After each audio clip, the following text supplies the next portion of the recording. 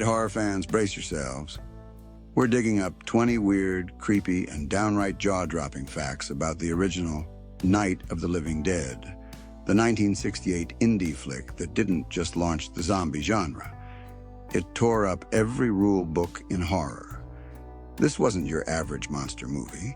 It was raw, bloody, and dangerous, both on screen and behind the scenes.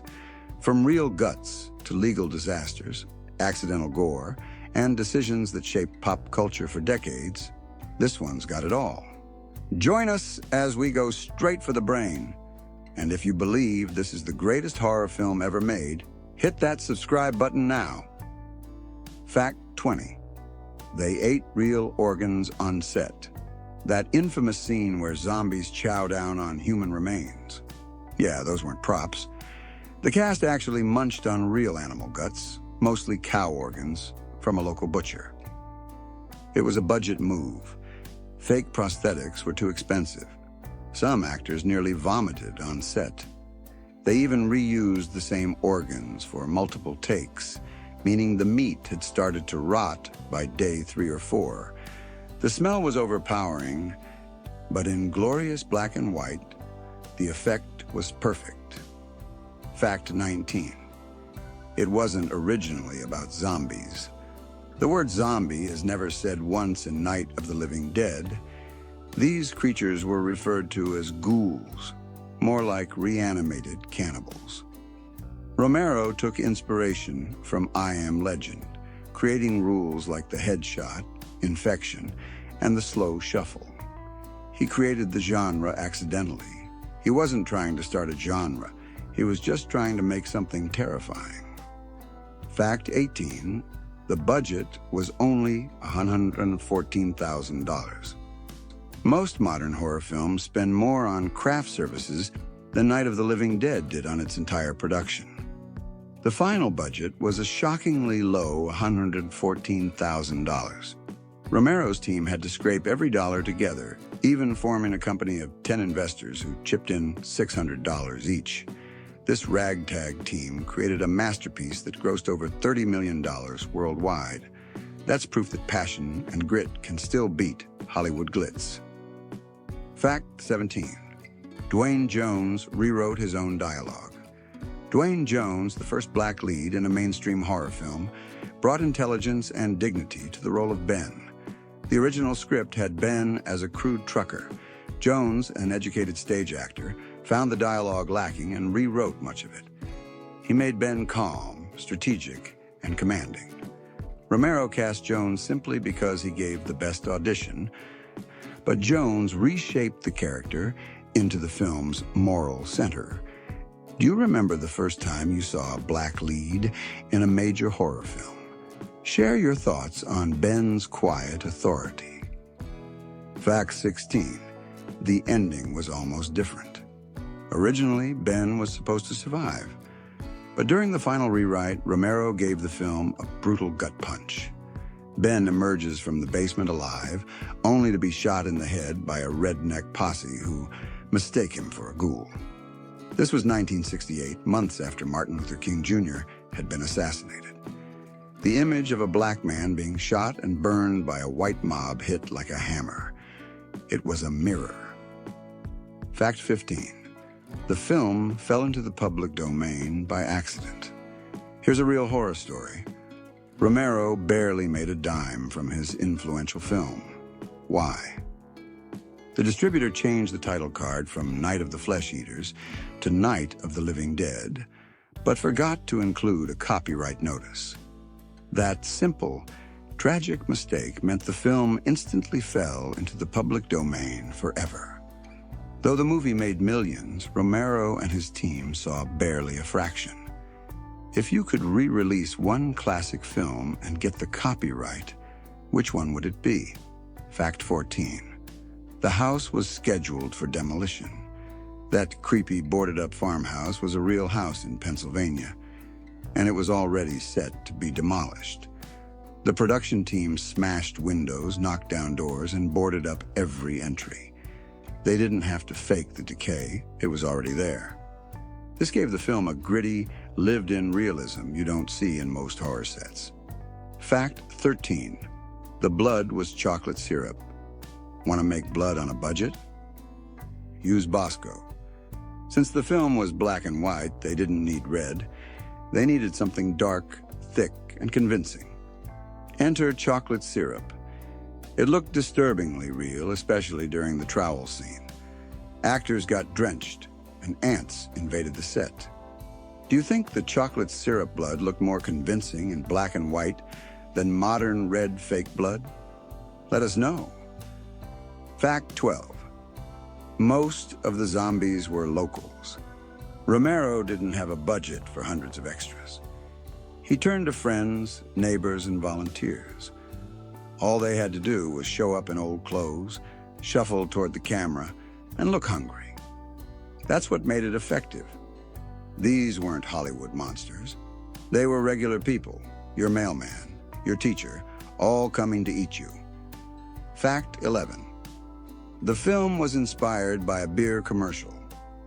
The seed for Night of the Living Dead started with a beer ad.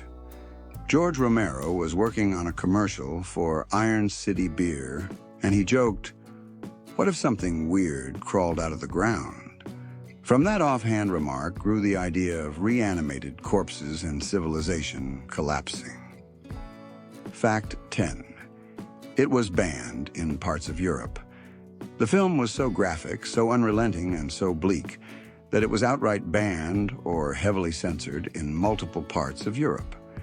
In Germany, it was deemed too disturbing due to scenes involving children turning into killers and family members devouring each other. The controversy only made the movie more popular. Fact 9.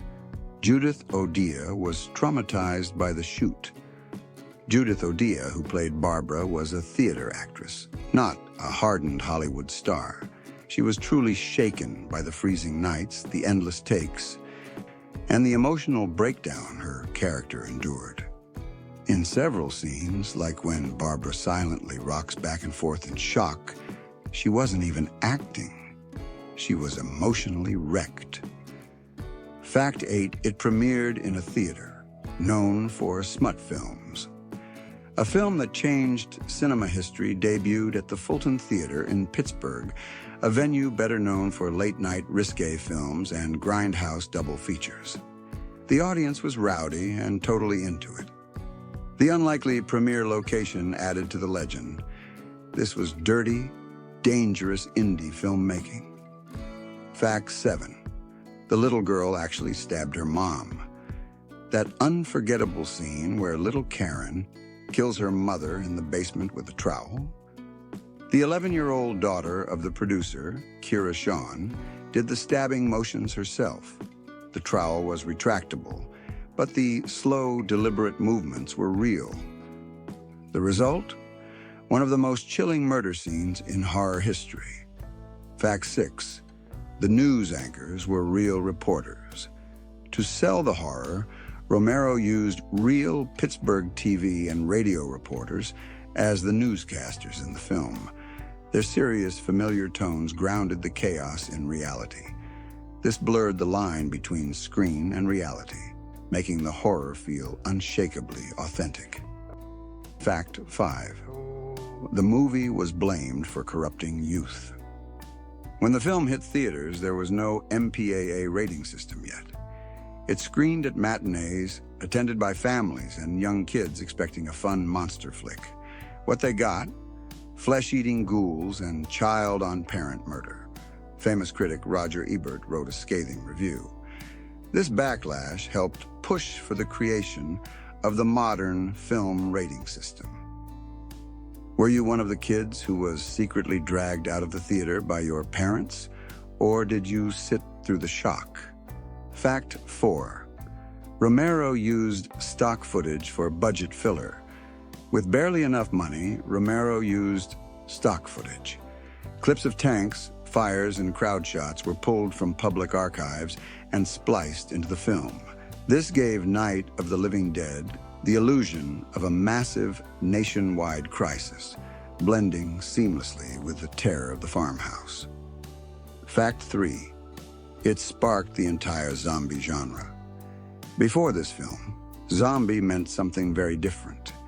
Romero's ghouls were flesh-eating, shambling, mindless monsters who spread their condition by biting others. Every zombie movie, show, and game you've seen copied that blueprint. It created the rules: shoot them in the head, don't get bitten, and if you die, you come back. Fact 2. They used pig knuckles for flesh. In addition to animal organs, Romero's team used pig knuckles to mimic human flesh, especially during feasting scenes.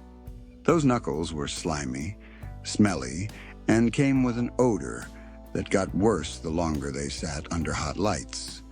To this day, no CGI has ever quite matched the sheer power of one sweaty actor gnawing on pig bones for art.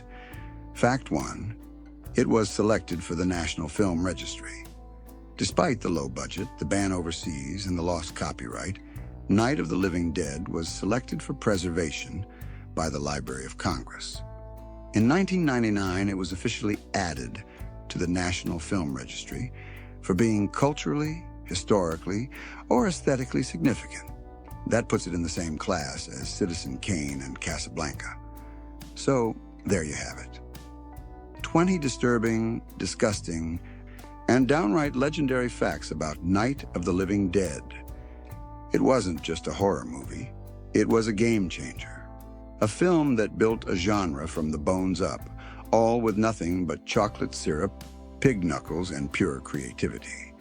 If you enjoyed this trip into horror history, smash that like button, subscribe for more behind-the-scenes madness, and remember, in the world of cult horror, the dead never really stay buried.